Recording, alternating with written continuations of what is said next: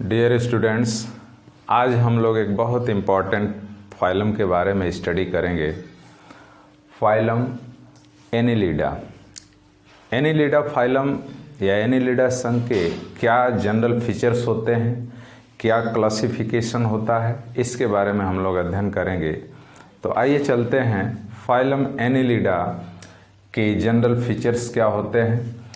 Phylum Annelida का अगर शाब्दिक अर्थ देखा जाए तो एनिलिडा का शाब्दिक अर्थ होता है एनुलस।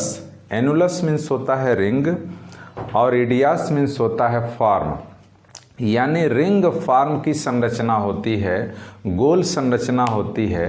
रिंग के फॉर्म में यह इस संघ के सदस्य होते हैं।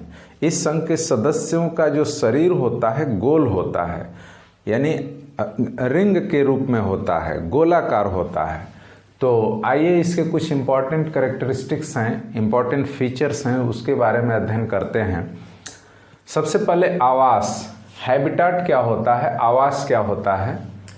तो एनिलिड्स का जो आवास होता है वो फ्री लिविंग होते हैं। कैसे होते हैं? फ्री लिविंग, यानी स्वतंत्र जीवी होते हैं। कुछ सदस्य इसके स्वतंत्र जीवी होते हैं, कुछ मेराइन होते हैं यानी समुद्री होते हैं, कुछ फ्रेश वाटर यानी अलवणीय जल में पाए जाते हैं, फ्रेश वाटर में भी पाए जाते हैं। साथ ही साथ टेरेस्ट्रियल होते हैं, ये स्थलीय भी होते हैं और नम भूमि में पाए जाते हैं। इसके अलावा कुछ सदस्य ऐसे होते हैं जो पैरासिटिक जीवन व्यतीत करते हैं, अर्थात परजीवी जीवन व्यतीत करते हैं। किसी होस्ट के अंदर या बॉडी के बाहर रहते हुए वह एक परजीवी जीवन व्यतीत करते हैं। तो ये मतलब इसका हैबिटाट या आवास हो गया एनिलिड्स का। दूसरा पॉइंट कर रहा है कि बॉडी फॉर्म क्या होता है, बॉडी की संरचना कैसी होती है। तो कह रहा है कि सेगमेंटेड होता है, यानी खंडित शरीर होता है। बहुत इंपॉर्टेंट ये पॉइंट है। यह एक ऐसा फाइलम है एनिलिडा जिसके शरीर का सेगमेंटेशन हुआ और यहीं से बॉडी का विखंडन भी शुरू हुआ।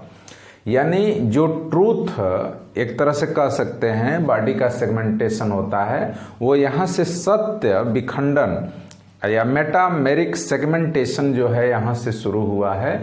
साथ ही साथ इनमें जो सिमेट्री की बात करते हैं, सममित की बात करते हैं, तो बाइलेटरल सिमेट्री होती है। कैसी सिमेट्री होती है? बाइलेटरल सिमेट्री होती है, द्विपार्श्व सममित पाई जाती है, यानी बॉडी को हम समान दो हिस्से में बांट सकते हैं। साथ ही साथ अगर देह भित्ति की बात करते हैं, बॉडी लेयर की बात करते हैं, तो जितने भी एनिलिड्स होते हैं उनमें ट्रिप्लोब्लास्टिक कंडीशन होती है, यानी ये त्रिस्तरीय शरीर होता है। बाहर की तरफ एक्टोडर्म, बीच में मेसोडर्म और अंदर की तरफ एंडोडर्म होता है। अगर हम एनिलिड्स के बॉडी कैविटी की बात करते हैं, देह गुहा की बात करते हैं, तो 7 प्रकार का सीलोम पाया जाता है, यानी ये सिलोमेट होते हैं और ट्रूथ सीलोम इनके अंदर पाया जाता है। और सेगमेंटल चेंबर भी इसमें उपस्थित होते हैं। जो चेंबर होता है वो सेगमेंटल होता है, यानी सेगमेंट में ये चेंबर इसके बंटे होते हैं। और अगर हम एक शब्द में कहें तो ट्यूब विद इन ट्यूब, यानी नली के भीतर नाल, ये इनकी बॉडी की संरचना होती है। नली के भीतर नाल होता है, ये ट्यूब विद इन फिट, ये इनके अंदर पाया जाता है। साथ ही साथ अगर बॉडी वाल या देह भित्ति की अगर हम बात करते हैं, तो जो एनिलिड्स हैं उनमें 2 तरह की मसल्स पाई जाती हैं।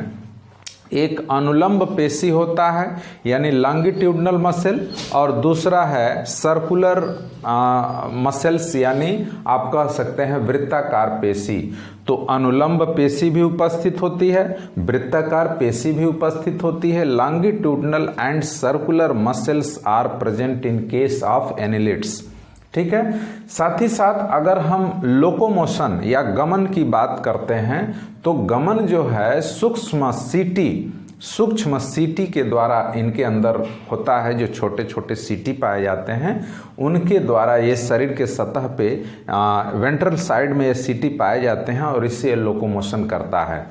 इसके अलावा सर्कुलेटरी सिस्टम अगर कहा जाए तो सर्कुलेटरी सिस्टम जो है वो एनिलिड्स से क्लोज टाइप का सर्कुलेटरी सिस्टम जो है यहीं से शुरू होता है, यानी बंद प्रकार का परिसंचरण तंत्र। बंद प्रकार का परिसंचरण तंत्र से तात्पर्य है कि जो ब्लड होता है वो इसका एक नली के अंदर यानी गुहा के अंदर बहता है, ट्यूब के अंदर बहता है आप कह सकते हैं, तो ये बंद प्रकार का होता है।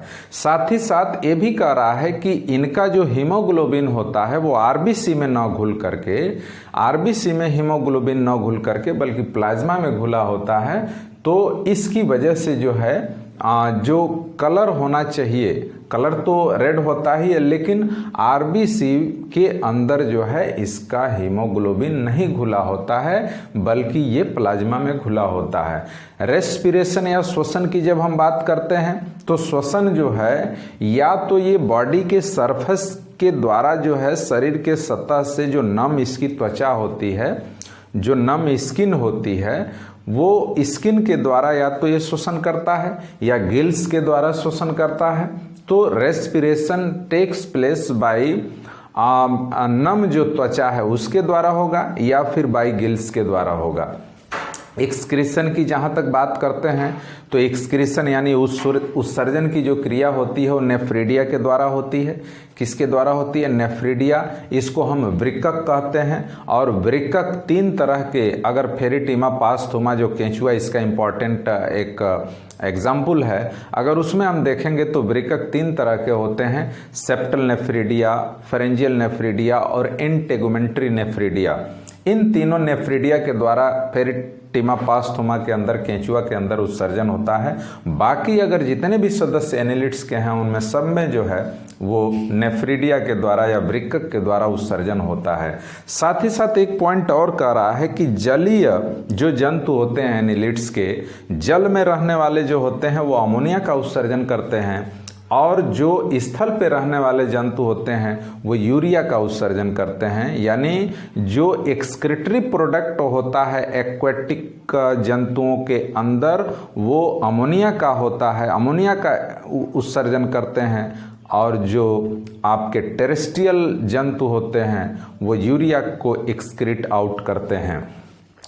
तो ये एक्सक्रीशन है। इसके बाद नर्वस सिस्टम की अगर हम बात करते हैं तो नर्वस सिस्टम जो एनिलिड्स के अंदर होता है वो नर्व रिंग और नर्व गैंग्लियन से मिलकर के बना होता है। यानी नर्व रिंग होता है और नर्व गैंग्लियन होता है, और बाकी जो है नर्व्स पूरे बॉडी में इसकी फैली होती हैं। अगर केंचुआ के अंदर देखेंगे तो बहुत एक कॉम्प्लिकेटेड नर्वस सिस्टम पाया जाता है। तो इस तरह से नर्वस सिस्टम जो है नर्व रिंग और नर्व गैंग्लियन के द्वारा बना होता है। नेरिस अगर हम बात करेंगे तो कुछ सदस्य इसके नेरिस जैसे एग्जाम्पल के तौर पे कह रहा है कि नेरिस जो है एक लिंगी होता है, नेरिस एक लिंगी होता है। वहीं पे केंचुआ और जोंक जो होती है यानी हिरुडिनेरिया लीच, यह जो है द्विलिंगी होते हैं। लार्वा की बात अगर करते हैं तो लार्वा, इसमें कुछ में लार्वा पाया जाता है और इसके लार्वा को हम ट्रोकोफोर लार्वा कहते हैं। क्या कहते हैं? ट्रोकोफोर लार्वा कहते हैं। अगर उद्विकास के बारे में देखा जाए तो उद्विकास के दौरान जो एनिलिड्स हैं वो बड़े इम्पॉर्टेंट रोल अदा करते हैं। इवोल्यूशन के तहत देखा जाए तो इनमें जो विखंडी भवन होता है और देह गुहा होती है या बंद प्रकार का रक्त परिसंचरण तंत्र होता है, या फिर आप कह सकते हैं कि कंट्रेक्टाइल हार्ट की जब बात आती है तो यही एनिलिड से शुरू होता है। यानी देह गुहा की शुरुआत, बंद प्रकार का रक्त परिसंचरण तंत्र और इसके अलावा विखंडी भवन, और साथ ही साथ जो हार्ट के संकुचन की बात करते हैं जो कंट्रेक्टाइल हार्ट होता है, इसी एनिलिड्स के सदस्यों से शुरू होता है। इसके अलावा अगर हम बॉडी ऑर्गेनाइजेशन को देखेंगे तो इनका बॉडी ऑर्गेनाइजेशन जो है वो आर्गन लेवल पे होता है। किस लेवल पे? आर्गन सिस्टम लेवल पे होता है। यानी अंग तंत्र प्रकार का इनका जो है ये बॉडी ऑर्गेनाइजेशन होता है, अंग तंत्र प्रकार का। साथ ही साथ अगर परिवर्धन की बात करते हैं, परिवर्धन ठीक है, जो एम्ब्रियोनिक डेवलपमेंट होता है तो वो प्रत्यक्ष भी होता है और अप्रत्यक्ष भी होता है। यानी डायरेक्ट या इनडायरेक्ट प्रकार का जो है परिवर्धन इनमें पाया जाता है। डायरेक्ट और इनडायरेक्ट का तात्पर्य क्या है कि डायरेक्ट प्रकार का होगा तो सीधे जो है शिशु अवस्था बन जाएगी, और इनडायरेक्ट प्रकार का होगा तो बीच में लार्वल स्टेज होगी, तब शिशु की प्रवस्था आएगी। अगर हम क्लासिफिकेशन की बात करते हैं, अगर वर्गीकरण को देखा जाए तो एनिलिडा को 3 हम क्लास में डिवाइड करते हैं, और ये तीनों क्लास हैं पॉलीकीटा, ओलाइगोकीटा और हिरुडिनिया। इस चार्ट के माध्यम से हमने समझाने का प्रयास किया है। ओलाइगोकीटा, पॉलीकीटा, ओलाइगोकीटा और हिरुडिनिया, और इसके करेक्टर एक एक करके हम अगर कंपैरेटिव करेक्टर का स्टडी करेंगे तो कंपैरेटिव करेक्टर में आप देखेंगे कि आवास, सिर, स्पर्शक, चूसक, क्लाइटेलम, लिंग, लार्वा और बैक्टीरियोडल टिश्यू एग्जाम्पल के साथ हम इसका स्टडी कर रहे हैं। इससे क्वेश्चन आता है, प्रतियोगी परीक्षाओं में अक्सर पूछा जाता है, तो इसको आप ध्यान से देखेंगे, इसको समझेंगे। सबसे पहले हम कैरेक्टर में हैबिटाट या आवास की बात करते हैं। ये जो हैबिटाट होता है, अगर पॉलीकीटा के अंदर देखा जाए तो जो पॉलीकीटा के सदस्य होते हैं वो समुद्र के जल में पाए जाते हैं, यानी मैराइन वाटर में ये इनका रहना होता है या उसमें ये पाए जाते हैं। साथ ही साथ ओलाइगोकीटा की अगर बात करते हैं तो टेरेस्ट्रियल होते हैं। कैसे होते हैं? टेरेस्ट्रियल होते हैं, स्थलीय होते हैं। अगर हम हिरुडिनिया की बात करते हैं तो अलवणीय जल में, यानी मैराइन वाटर में नहीं होता है, फ्रेश वाटर में पाई जाती है। तो हिरुडिनिया के जो सदस्य होते हैं वो फ्रेश वाटर में अलवणीय जल में पाए जाते हैं। तो इससे भी क्वेश्चन आता है कि आखिर हिरुडिनिया के जो सदस्य हैं वो मैराइन होते हैं या फिर फ्रेश वाटर में होते हैं। इसके अलावा अगर हम सिर की बात करते हैं, हेड की बात करते हैं, तो जो पॉलीकीटा के सदस्य होते हैं इनके अंदर एक स्पष्ट सिर होता है। ठीक है, स्पष्ट सिर होता है, यानी ये सिर जो है वो क्लियर कट होता है। लेकिन यही ओलाइगोकीटा में अस्पष्ट होता है। ओलाइगोकीटा के अंदर सिर जो है, हेड जो है अस्पष्ट होता है। हिरुडिनिया के अंदर भी अस्पष्ट यानी क्लियर नहीं होता है। अगर हम स्पर्शक की बात करेंगे, टेंटिकल्स की बात करेंगे, ये टेंटिकल्स है, तो जो पॉलीकीटा के सदस्य होते हैं उनके अंदर टेंटिकल्स पाया जाता है, उपस्थित होता है। ओलाइगोकीटा की अगर बात करते हैं तो इसमें टेंटिकल्स जो है वो अनुपस्थित होता है। और हिरुडिनिया की बात करेंगे तो इसमें भी टेंटिकल्स क्या होते हैं? स्पर्शक अनुपस्थित होते हैं।